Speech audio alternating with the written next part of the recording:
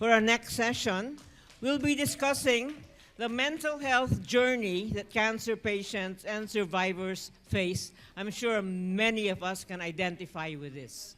Joining us are two incredible women.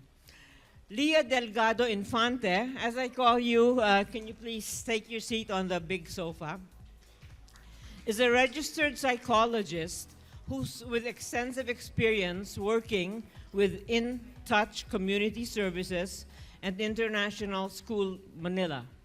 A devoted mother of 3 and the proud owner of 2 dogs. Okay, I have one.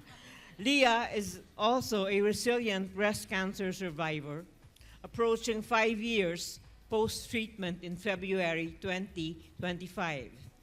Her journey has fueled her passion for mental health and community support, particularly in navigating the challenges of life after cancer.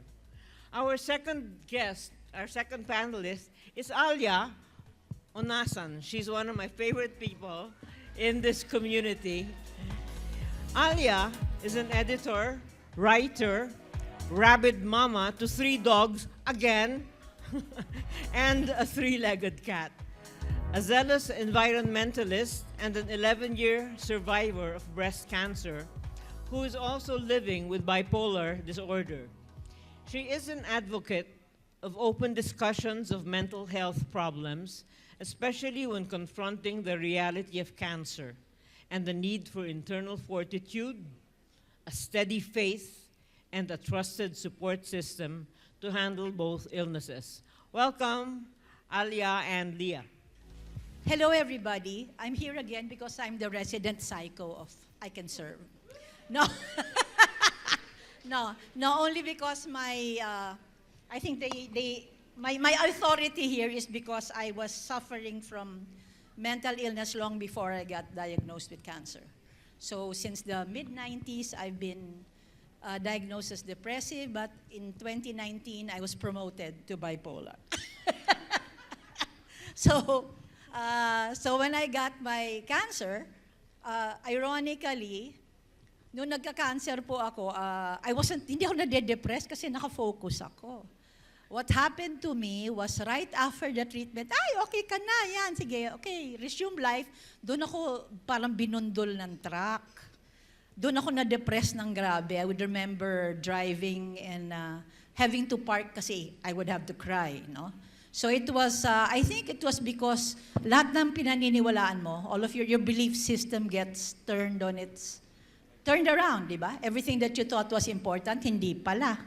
So biglang you have to study everything. That's why I found a new psychiatrist at the time, si Dr. June Pagaduan Lopez, who was also a survivor. So medyo we were able to work it out. So since I've been mentally ill, or living with, sounds bad, no? I've been living with mental illness since the 90s. I've seen a time when it was really not discussed. As in, I would take a medical test and, are you drinking any medicines? Yes, I'm on antidepressant. Isusulat pa ba natin yan? Di na lang ano. Sabi ko, bakit hindi? Diba? Parang, because I've been an advocate for it because I'm always of the belief that it's not a character flaw. In fact, it's a gift, just like cancer can be a gift, no? You appreciate certain things. It's not because you're weak or you're stupid or mahina ka. Para ka lang vitamin deficient na naligaw lang doon, no? So it's just, and I'm not going to say I'm glad that there are more cases now because that's not good, but I'm glad that we're talking about it. And then I remember I had a very young breast surgeon, and I was the one who had to tell her, you have to tell your patients the problema to after you get well. This issue happens. You have to tell them that this happens. And in my case, I had it after. But from the beginning, even before diagnosis, there's so many considerations. Dr. Dizon talked about PTSD. That's what people have when they go to war. So can you imagine what... I was surprised. He said 60%. 60% experience PTSD. That's a lot, di ba? Post-traumatic stress disorder. So for many, it's really a trauma, whatever it is. I remember certain things. I was very strong during my chemo. I hated radiation, but bagsak talaga ako after. I remember I would get acupuncture. terms of trauma, I would suddenly freeze when because of the needles, no. So but anyway, so since then we've been talking about it, and talagang wag niyo po siya wag niyo ibabaliwala na kunyari masama loob nyo, sabihin nila, syempre may sakit ka na na life-threatening. Syempre malulungkot ka, pero hindi lang ho yun eh. After that, parang wala kang, especially sa Pilipinas, di ba? Ay, thank you God, magaling na ako. Fine, that's nice. But you can't just say na, thank you God, therefore okay na ako. You can't say that because you have to say, there's so many things to think about and it's not automatic. There's things that you have to work out. So okay lang yun. You have to be able to discuss it. And it's constant work. And I think the more people bottle up their feelings, the more negative the mind gets. No? But when you share information with preferably like-minded souls, but if you want people close to you, then you're letting out bad vibes. Correct. And sharing. Saka hindi, there's still that stigma. Just like there's a stigma about talking about your dry vagina, di ba? There's a stigma about talking about, I'm like this, and ganyan. No, yung, nakakahiya, baliw ka, gano'n. No.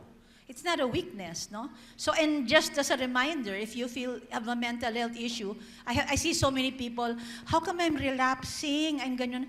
It's a lifetime thing. You keep living with it. You have to reach a point when you can coexist with your mental illness and still live a productive life. And then people say, cancer is the perfect excuse to get depressed, right? But there's so many considerations. You don't have to be, as my psychiatrist said before, give yourself a break.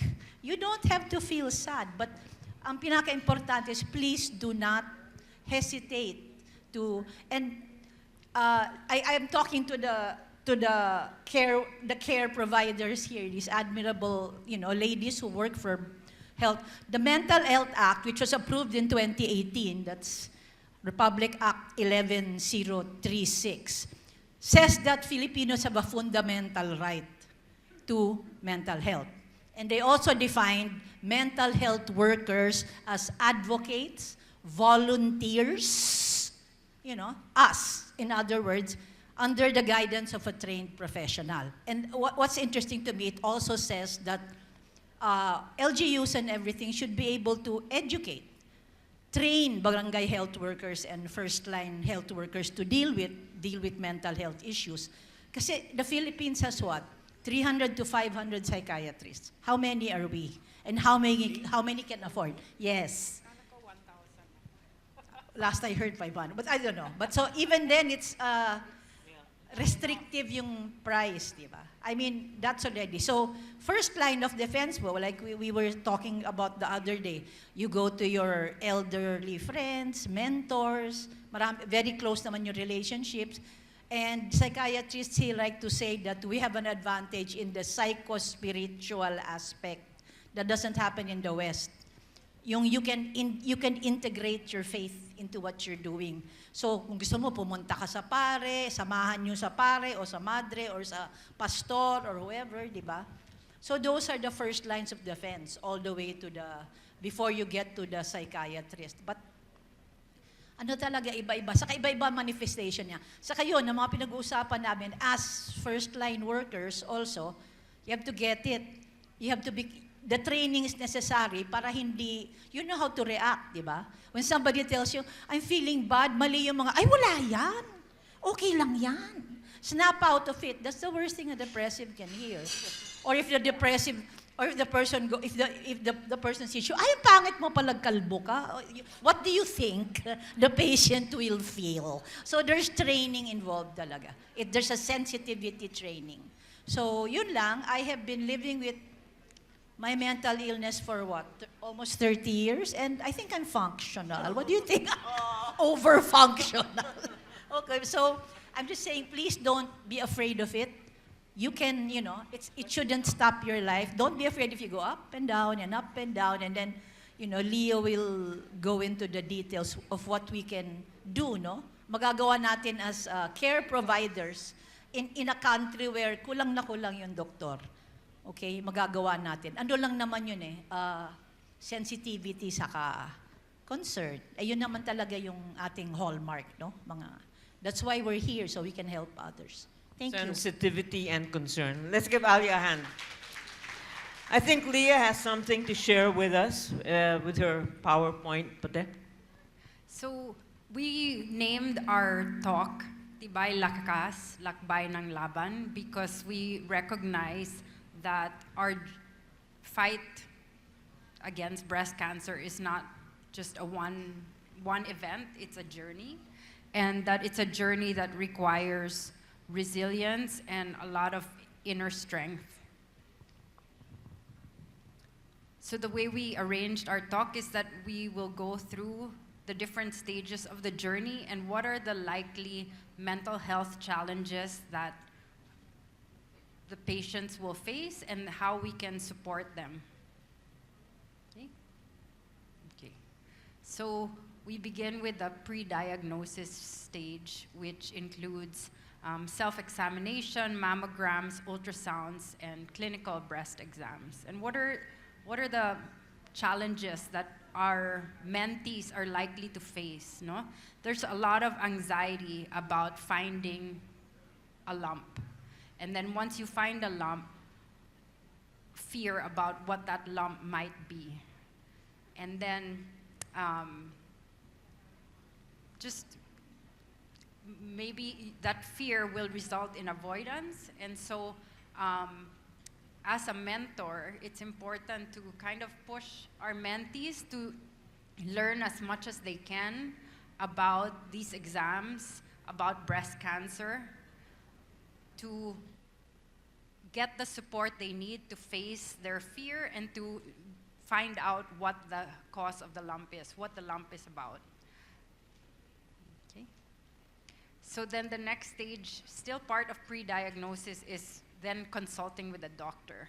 And now the fears intensify because you're actually gonna find out, get more information. You worry about what the findings mean, and then there's worry about the treatment cost. So what can we do? What can we tell our patients, our mentees to do?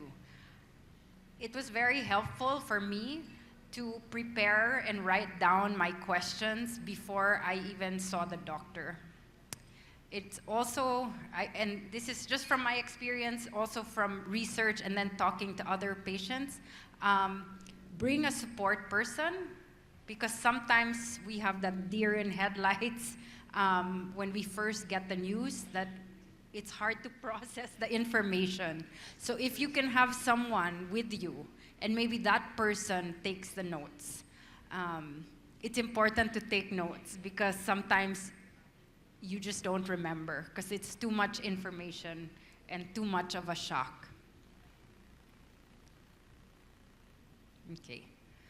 So you see your doctor and he tells you, well, it's important that you have a biopsy, and then we need to do full body PET scan to see if the cancer has spread, and some blood tests. Okay, now the patient, the potential patient feels a lot of fear about malignancy, and once they get the biopsy results, there's a lot of shock and also the grief over the loss of health. All of a sudden, I am sick. And there are really overwhelming emotions, possibly depression, anxiety, which we'll talk about later. So what do we recommend for the mentors to recommend to their mentees? Connect with other people, support groups. So like Carrie, one of the first persons I reached out to was Chrisanne. I also reached out to other women I knew that had gone through breast cancer. Some women, and it was mentioned that some women like to keep it in. And I guess you have to honor yourself, but I really think that it's so helpful to be open, to express your emotions, to tell people that you have cancer, because I feel like, at least with me, every person I told became a source of strength.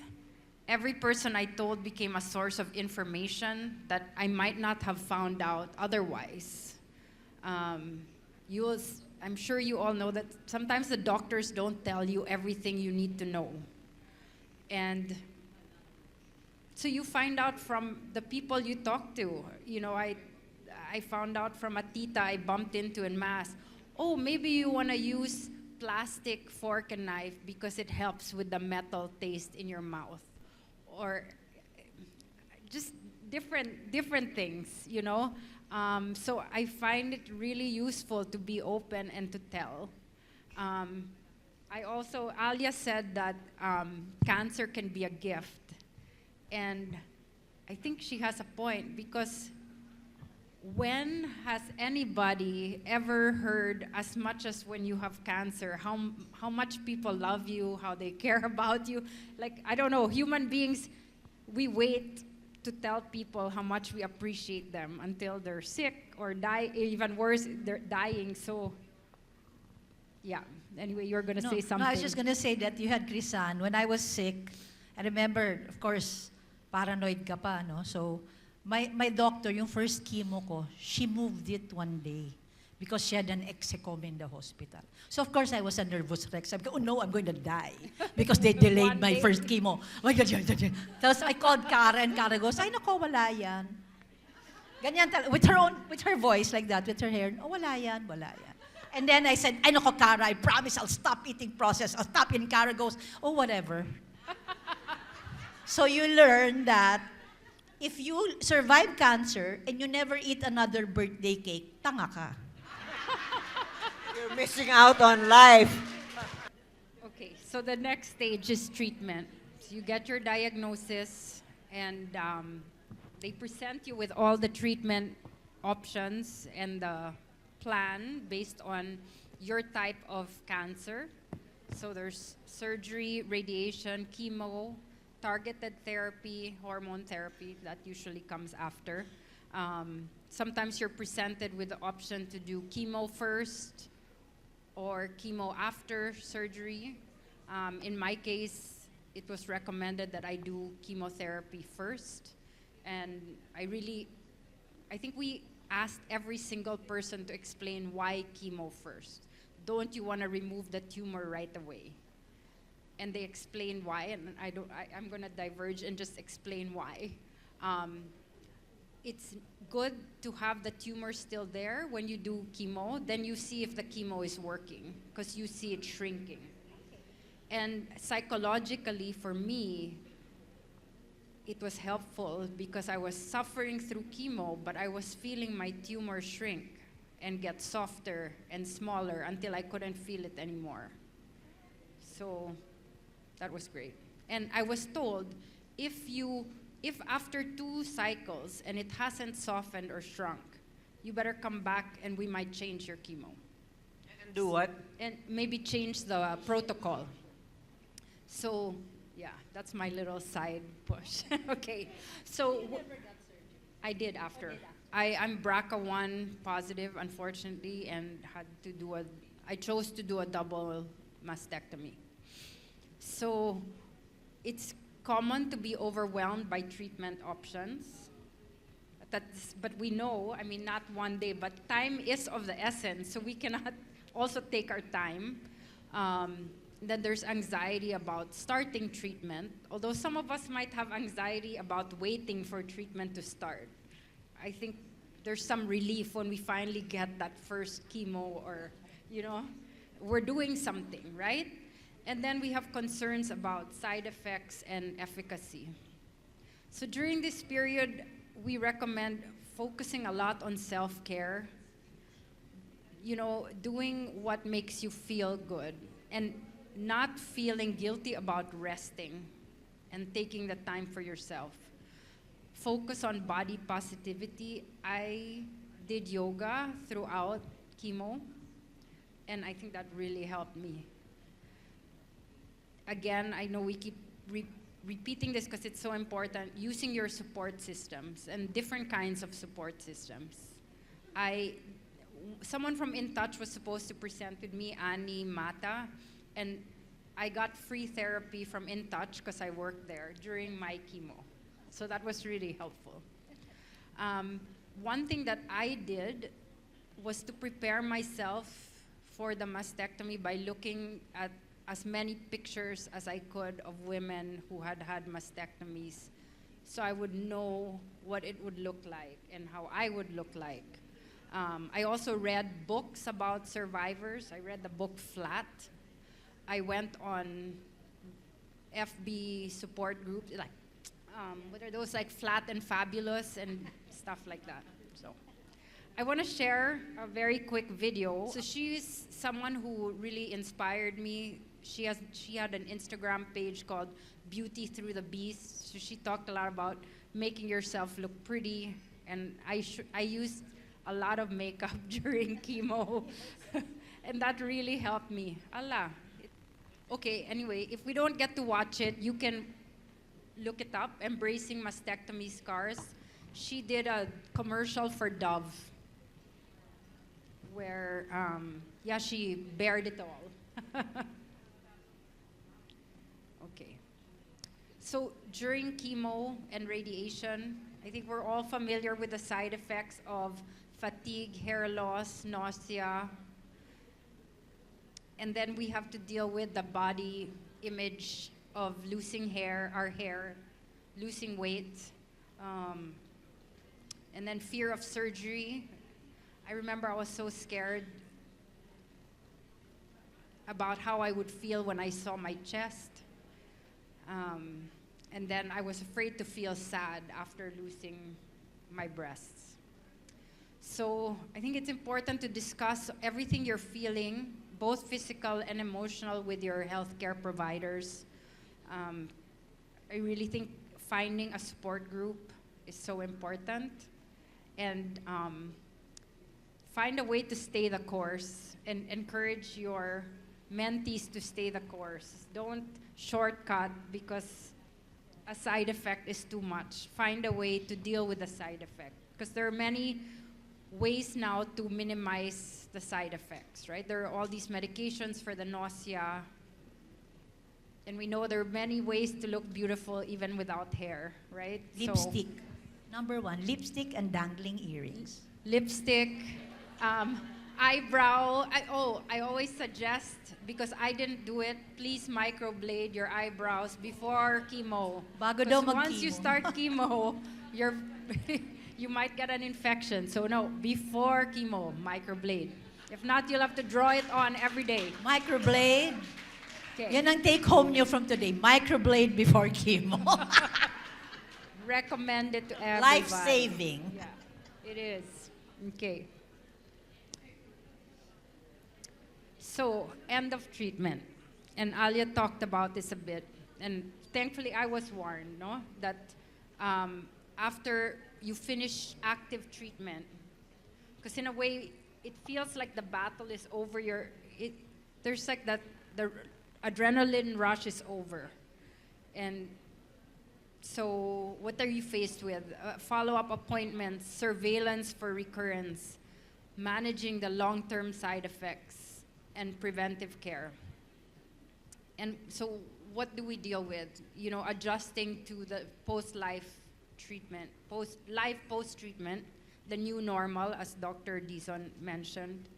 There's a lot of anxiety about recurrence. It was reassuring to know that that anxiety reduces after the first year. Concerns about long-term side effects, which affect relationships. So, you know, all the sexual side effects will affect your relationships. PTSD will affect your relationships, right? And then there's sometimes anger, sometimes sadness, and other uncomfortable feelings. So we recommend continuing support groups, joining support groups, receiving therapy, setting new goals, and finding meaning in the experience. So for me, helping other people who are going through the journey I think gives me the most meaning. Celebrating milestones and our personal strength is important. And lastly, which we've mentioned, seeking out resources for long-term survivorship. So attending workshops like today, I feel like I learned already so much. It's only been 2.5 hours. And so it's important that we are constantly learning about how to make life as rich as possible in every way. So part of life after is physical therapy sometimes, nutrition and exercise plans. Some other things that we have to deal with might be isolation, passing away of caregivers or friends. We've talked about sexual difficulty and the effects on relationships. I found it interesting that he said, we're not the only survivors, our whole family, our friends, our entire support group are also survivors. And then navigating life changes after treatment. Like, who here is on Femara, and after sitting down for an hour, when you stand up, all of a sudden you're walking like an 80-year-old, and it's kind of painful, and sometimes they don't explain that to you. So what can we do? Exercise and eat healthy. He did say limiting alcohol. Yeah, that's been repeated to me, sadly, so many times because it increases estrogen levels. They say one a day is a lot. They said twice a week lang. That's what I've been told. Remember to take medication as prescribed. So even if the side effects are difficult, find ways to manage the side effects. Don't stop the medication. And I think mentoring others through their journey and then continuing to get mentored by people who are, who've been survivors for longer. Now, the one tip that covers all stages of the journey is striving for an attitude of gratitude. It's really the best antidote for discomfort, finding the silver lining in every stage. The nurse who smiled at you, the friends that went out of their way to visit you, just like really embracing, I had a masahista who prayed with me the night before my surgery. Life, God has a way of giving you what you need to be okay, I think. So what are some ways to cultivate gratitude? Journaling, and actually explicitly writing down what you're grateful for. Expressing appreciation for someone or to someone for the things you appreciate. So there's a term that we use now called savoring, that it's not enough to be grateful internally. Well, it's better than nothing, but if you actually say it explicitly, it's like you're experiencing it again. So take the time to do that. Meditating and praying, and creating a list of the things you already have. Did you? I'm just saying that sa Tagalog, namnamin. Namnamin ang life. Namnamin ang kung life. anong meron. Kung anong meron, nam talaga. Tapos journaling, I have a little YouTube. I don't know if I'm still there, but I gave depressives about writing in your journal. There's some guidelines there, questions you ask yourself. There's so many different styles. So you have to, just a little bit, you make sure that there's a space to journal. Yung lagay mo dyan yung notebook, kung gusto mo, ako electronic. Then, parang nakikita mo siya palagi. Otherwise, you're not gonna do it. So if you see the notebook all the time, you have a cute notebook, ganyan. Make sure that you do like 2 minutes a day. Yeah, I mean, the cute notebook is a big factor. Oh, yeah. So, but if you... Pens. Nice pens, yeah. Fountain pen, ganyan. But you let yourself write. For writers like myself, sometimes since you write all the time, it's not necessary. But if you don't really write, you try it. It's really going to help you. Nice. Thank you. Okay. Now, what can you do if someone is in a mental health crisis or has more severe symptoms than, oh, I'm just sad, a little bit sad, you know, and how can you tell? So we have this acronym ALGE for mental health first aid. So A is approach, assess, assist with any crisis. To listen non-judgmentally. To give support and information. Encourage appropriate professional help depending on the severity of the symptoms that you see. And encourage also self-help and other support strategies. So it might not be professional help. It might be go see your priest or join a ICANSERVE support group. Okay. Now, I just want to say, what is a good listener? You know, what are the being fully attentive? So really putting away our phones. Studies show that the quality of our social supports have really deteriorated because someone's sharing their deepest, darkest secrets to you and you get a phone call. Oh, just pause, I just have to, okay? That's not great. Really try and understand how the speaker feels. So I remember when my hair first fell, the person who was with me said, "Wag kang mag-alala, tutubo naman ulit yan." And I'm like, yes, but, it's hard. Okay, so allow the speaker to speak without interruptions is also important. And that means, and listen and validate and don't minimize, wag magbaliwala, and don't make jokes. Like, unless the person is in a joking mood, and maybe let them make the joke, not you.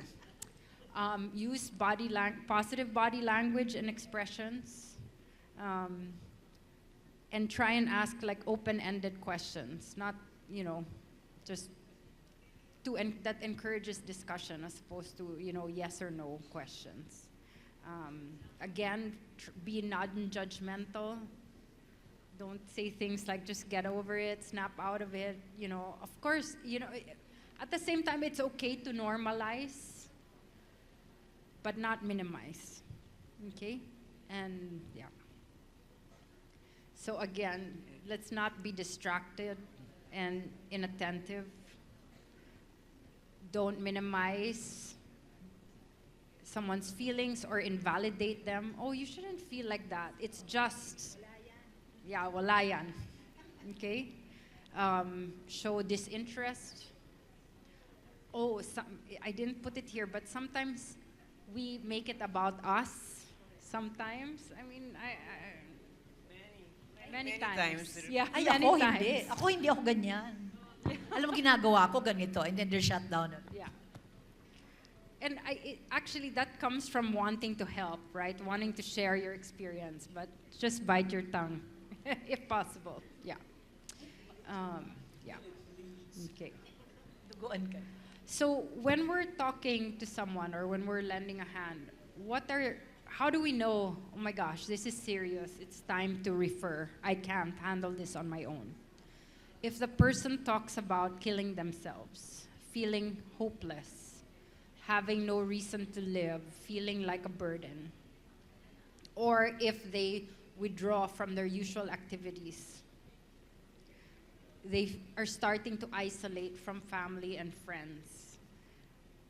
They're unusually fatigued or aggressive. People don't realize sometimes anger attacks is a symptom of depression. Refusing to take care of themselves. When they don't take care of their personal hygiene anymore, that could also be a sign that there's something more serious going on.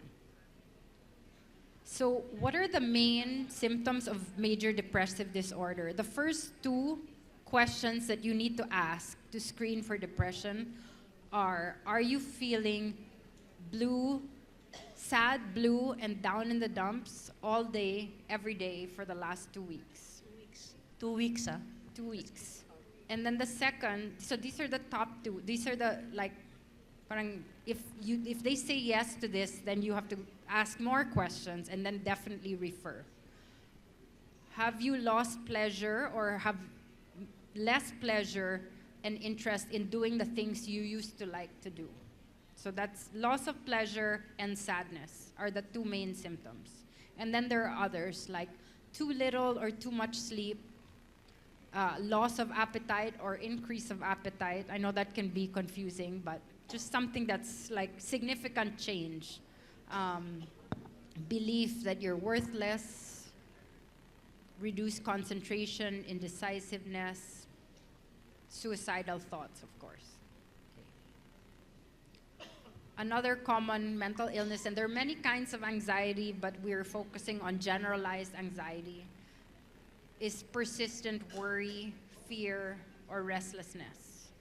So for this, it's at least 3 symptoms, in addition to fear and anxiety and worry, for at least 3 months. So disturbed sleep, difficulty controlling the worry, muscle tension, fatigue, difficulty concentrating, hypervigilance, which is a symptom also of PTSD. PTSD is a kind of anxiety.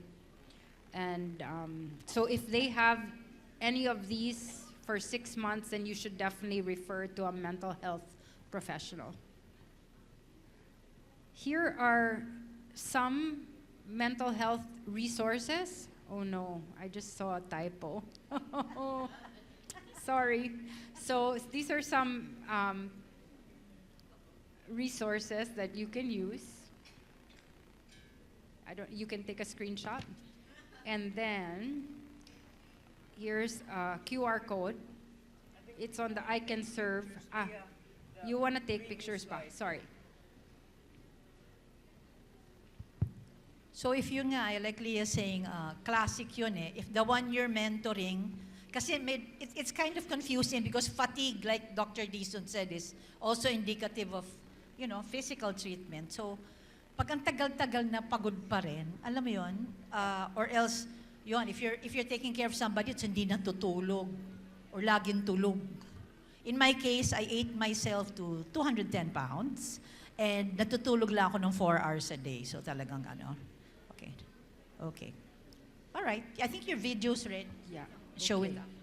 So these are more resources, mental health resources, on the ICANSERVE website. Okay. So just remember, mental health is a crucial aspect of the breast cancer journey. There are many support and coping strategies that can improve your quality of life and the lives of your mentees. How do we show the video?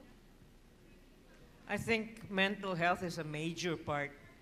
And I remember having to answer a questionnaire no, I'm sorry. I remember having consulted with my doctor and he couldn't explain why a stage 1 patient migrates to a stage 4 in the same period that a stage 4 migrates to a stage 0 in the same period. And through the years, so 19 years na nga ako nag-ano dito sa breast cancer, parang I'm kind of concluding that a mental attitude has a lot to do with it. If kung magpapatalo ka sa umpisa pa lang, you give in to depression or you don't get enough help like Lia and Alya mentioned, and you spiral downwards, wala, talo na talaga.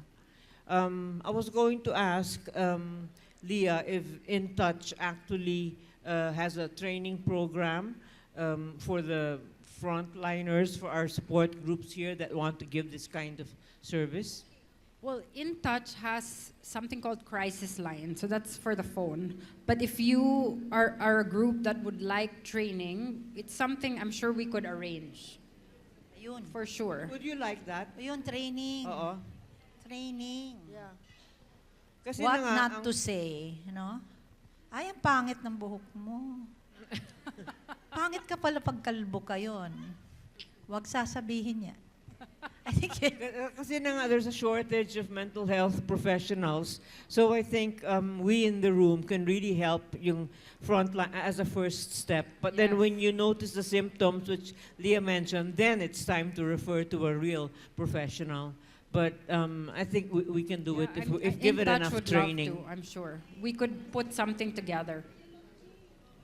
Yeah. Yeah. Can you play the video? Play the video now. What is beautiful? Like, what is beautiful? Like, really? Is it just breasts on your chest that are beautiful? Is that all you are? No.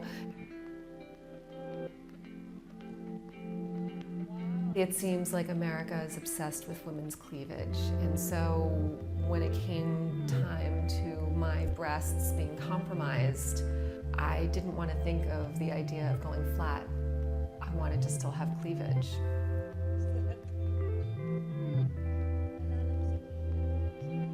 But it's the decision that I needed to make if I wanted to stay alive.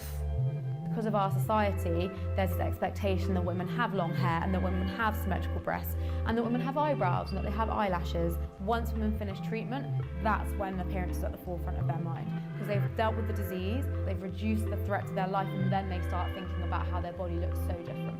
I look at myself a lot more now in the mirror than I ever have before, to maybe just get used to who I am and what I see.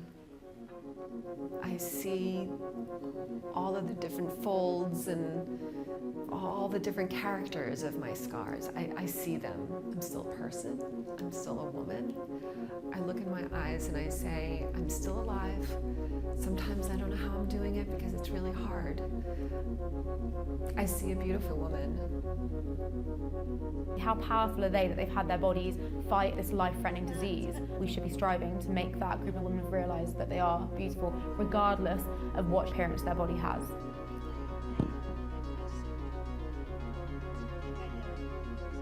Breast cancer isn't a ribbon, and this is my body now. Like, this is my skin. This is who I am now, and it's okay. This is the reality of it, and it sucks, and it's hard, and it can be ugly, and it can also be beautiful.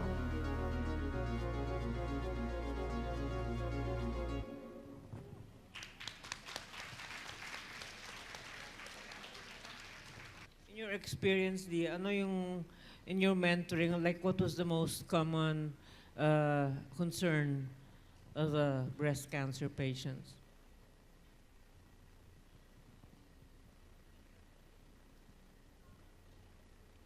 Fear of recurrence would be one. And the other was just, so I did my chemo first and I was afraid of surgery. And then I was introduced to a lady who had done surgery first and was afraid of chemo. So just fear of the unknown, fear of the next stage, which is why I included there, you have to educate yourself and learn as much as you can about every stage of your journey. I just want to make kwento an anecdote. So, 19 years ago, I hardly knew anything about chemo.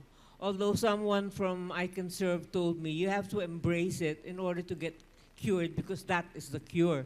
But all the films that I watched about chemotherapy were negative.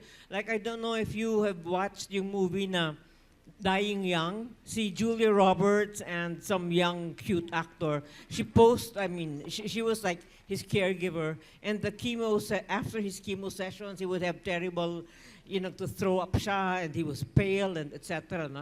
It was a very painful thing. And then I saw another one, and unfortunately, I saw these movies like 2 weeks before my chemo treatment, so I knew it was painful. This one actress who was interviewed by Oprah was saying, oh my gosh, as the medicine goes through your veins, there's this burning sensation as you feel it climbing, etc., etc. So, okay, fast forward to my first chemo treatment.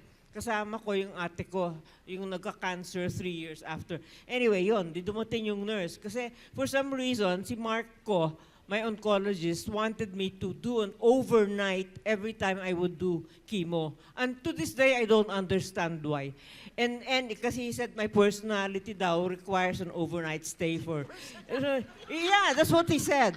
And then so, dumating yung, ninenervyos talaga ako, syempre, to make it worse, 4 hours ang delay. So I was waiting 4 hours, getting so anxious for the doctor and to come in to administer the chemo.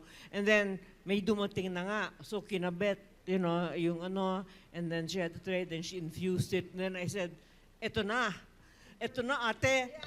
Ate, ang sakit talaga. Shit, ang sakit. I could feel it, I swear talaga, from the right arm climbing up. It's true. Yung sinabi ng interviewee ni Oprah. And then 15 minutes later, dumating uli yung nurse, may dala-dalang tray. Tapos sabi ko, ano yan? Yung gamot po. Yung pala yung first 15 minutes is just to flush. Yeah, Just to flush. So, so, Oh my wala pa God. pala yung chemo. Greek drama pala yung... Oo. Pero naramdaman ko, until to this day, naramdaman ko talaga yung sakit ng because I saw the film. So, the power of the mind, can really do tricks on you. So tell your patients, don't watch negative things before getting No, actually, treated. when you look at the sources, I don't know if this is a generalization, but sometimes the blogs and the things from the West are a little bit overacting. Like there was this time when this guy goes, oh my God, I had, what's that medicine? The red one, the first cyclophosphamide, right? Or ba yun? So when I say, it's that red thing, no? So, oh my God, when I was pissing, I thought I was pissing blood, and then, so when I went there, I had like 2 liters of buko juice and I drank it. And then when I went wee-wee, hindi naman, mukha lang, may tinge lang siya ng pink. Parang, but sabi ko, oh my God, it's just really how you react to it also. So just don't build up the idea. But I do remember Cara telling me when I was interviewing long before I asked her, she said, I would not wish chemo on my worst enemy. So syempre, iniisip ko rin yun. I think some of the movies are old though, and they have since learned to manage the nausea and vomiting, right? Amazing, no? Now, Yeah. some of these treatments were not available then. Any questions? There aren't. Are there any more questions from the floor? What about online? Any questions? Yes, Yes. Crisan? Ang tanong ni Crisan, what lipstick were you using, Lia? When you, at the height of your chemo, I would get seats in restaurants because I would pretend to be like weak. But I'd be wearing lipstick. Yes. Hi, ladies. Lia, I think this is something I asked you or you asked me and we talked about it. I don't know how we resolved it. It's not about our own stress or our own anxiety. How do you deal with the guilt? Because we're getting better, we're surviving, but we have friends that are getting recurrences or we're losing them. That guilt of why me?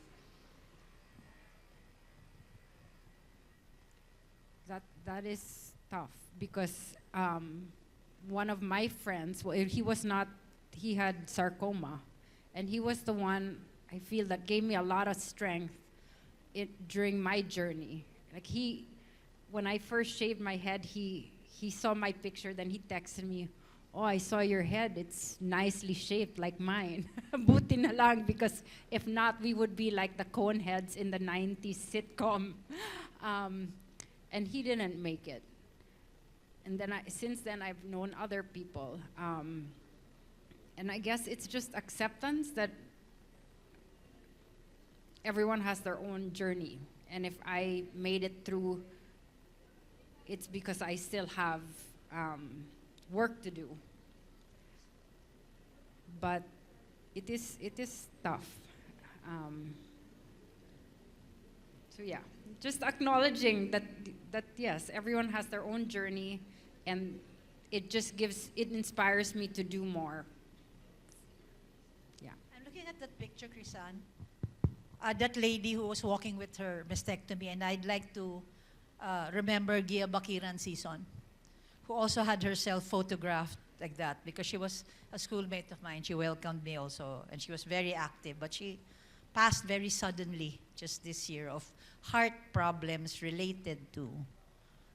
She was quite young. She had small children. So you wonder, no? You wonder why Patty and other people go ahead of you and you're still around. So that's a wonderful attitude. Now maybe I should do the work for them or in their honor. Yes, ma'am. Thank you for mentioning Dr. Agia Sison. She supported me when I was diagnosed with stage 4 with a by the way from my surgeon. Oh, by the way, you're stage 4. The question I have is, there are medicines, while there is a lot of advancement in preparatory medicines and antiemetic drugs, there's also a lot of medicines nowadays.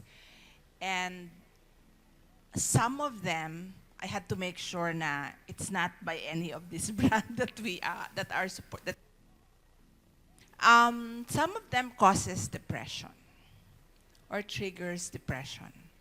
So it's more of a chemically induced depression. Unfortunately, patients are not forewarned that depression is one of the side effects. And I guess for many good reasons. One is patients, they tend to anticipate. So most doctors, what would you suggest? What would you suggest patient do if they are taking inhibitors that are causing or triggering depression? Actually, even antidepressants can also depress you. No, seriously. Well, personally, I would advise if that's a cancer medicine, they'll probably prescribe an antidepressant, which could work. But it's just a warning that for some people, right? And if you take the wrong antidepressant, it can drive you nuts. So I'm fortunate that whenever I drank something, I'm still on medication for my bipolar disorder, and it's like part of my life. But nagswak agad, wala akong problema.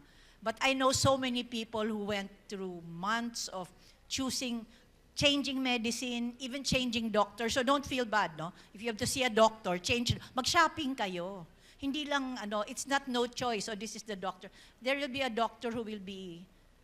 But I don't see a problem taking an antidepressant if that's the best medicine for your cancer, then I don't see a problem taking an antidepressant. But remember that don't be afraid to stop it and look for something else. It's not always immediate. Some people tend to think you pop an antidepressant, okay ka na.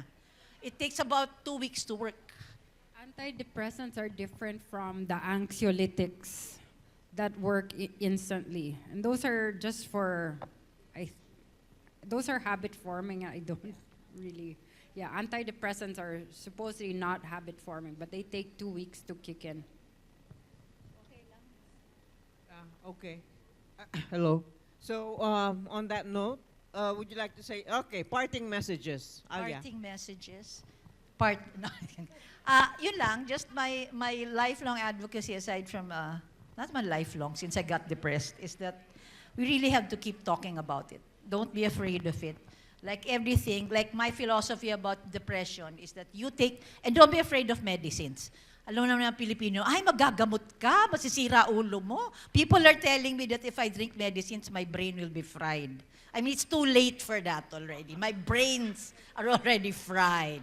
But I think the purpose, wag ka lang iinom ng medicine na basta-basta. You have to be supervised. You know what medicine does? It makes you look at your issues. Depression has an issue. It's a physiological thing also, but may issue yan. It comes from a trauma.